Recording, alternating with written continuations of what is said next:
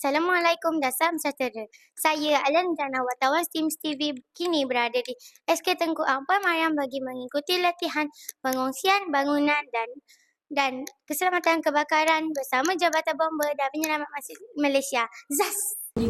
Loceng kecemasan dibunyikan dan semua warga sekolah mengosongkan bangunan sebelum berkumpul di kawasan selamat.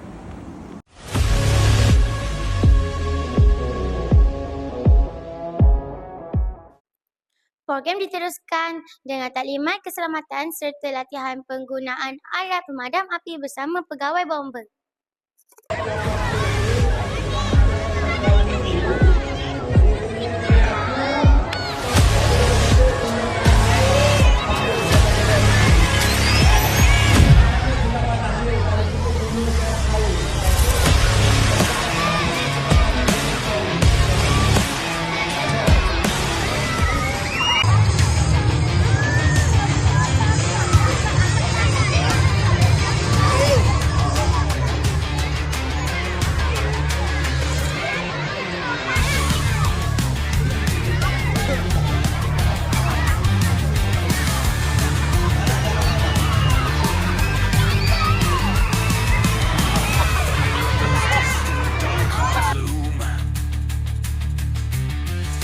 Clashes, twilight, echoes boom.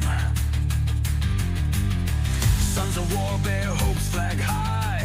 March to fire. Charging the fray, fear apart. Semoga latihan ini dapat meningkatkan kesedaran dan siapsiagaan warga sekolah dalam menghadapi sebarang kecemasan. Saya Alan Janah melaporkan untuk Tim CV. Cerita kita bermula di sini.